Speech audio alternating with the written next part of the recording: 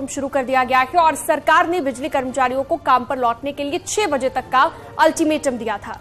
और जिसके बाद कर्मचारियों ने काम पर नहीं लौटने की बात कही। अब सरकार की ओर से अलग अलग जिलों में एक्शन शुरू हो चुका है। मुजफ्फरनगर जिला प्रशासन ने 10 कॉन्ट्रैक्ट कर्मियों पर बिजली बाधित करने के आरोप में केस दर्ज किया है। वहीं गाजीपुर में 12 बिजली कर्मियों के खिलाफ एफआईआर दर्ज की गई है और 37 संविदा कर्मियों को बर्खास्त किया गया कि अलग अलग जिलों में अब कार्रवाई शुरू हो गई है। चूंकि 1 घंटा बीत चुका है, 6 बजे तक का अल्टीमेटम था, अब बर्खास्तगी की कार्रवाई शुरू कर दी गई है। तो बड़ी खबर, बड़ी जानकारी लगातार आपको बता रहे हैं। 1 घंटा बीत चुका है, 6 बजे तक का अल्टीमेटम था सरकार की ओर से, समय खत्म हो चुका और अब जो कर्मचारी काम पर वापस नहीं लौटे उनकी बर्खास्तगी की प्रक्रिया शुरू हो गई है। तैयारी कर ली गई है पूरी तरह से। आम जनता परेशान है, बिजली आपूर्ति बाधित हुई है, बंद हुई है, जिसके चलते अलग अलग शहरों में दिक्कतें आ रही है, चाहे वो पानी की समस्या हो, घरों में छाया अंधेरा हो, इंडस्ट्रीज की बात हो। अल्टीमेटम खत्म हो गया है, एक्शन अब शुरू हो गया है। राजीव लाइव जुड़े हुए हैं, सीधा राजीव के पास चलते हैं। राजीव, 1 घंटा बीत गया है, अब अल्टीमेटम का जो वक्त था 6 बजे का वो खत्म हो गया है।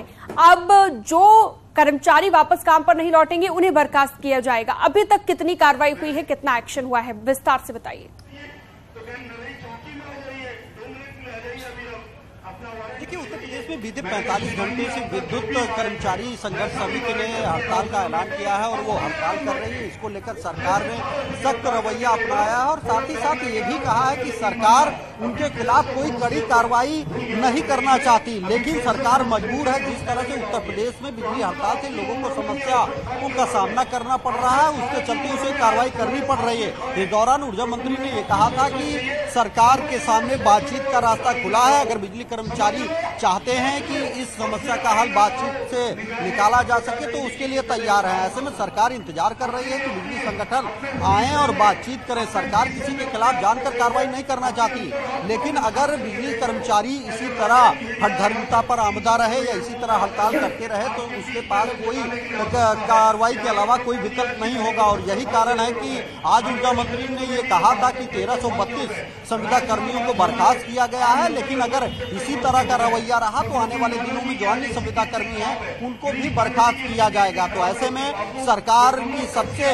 पहली जो प्राथमिकता है वो ये है कि उत्तर प्रदेश में बिजली व्यवस्था जो है वो निर्बाध रूप से चलती रहे। इसके लिए लगातार ऊर्जा मंत्री और जो ऊर्जा विभाग के अधिकारी हैं वो उत्तर प्रदेश के सभी जिलों के अधिकारियों से बात कर ये कोशिश कर रहे हैं कि कहीं भी किसी तरह की कोई बिजली की समस्या ना आए और जहां पर समस्या आई है उससे तत्काल उसका निदान किया जाए ताकि वहां पर बिजली सप्लाई आपूर्ति निर्बाध रूप से चल सके। तो अब कोशिश ये की जा रही है, एक और जहां इन संगठनों से बात करने की कोशिश हो रही है, वहीं दूसरी ओर जो जिले में जो ग्राउंड में खासकर ग्रामीण इलाके में जो बिजली संकट हुआ है उसका समाधान किया जाए। बिल्कुल बिल्कुल, बहुत बहुत शुक्रिया राजीव आपका हमारे साथ जुड़ने के लिए। नजर बना के रखिए, आगे भी हम आपसे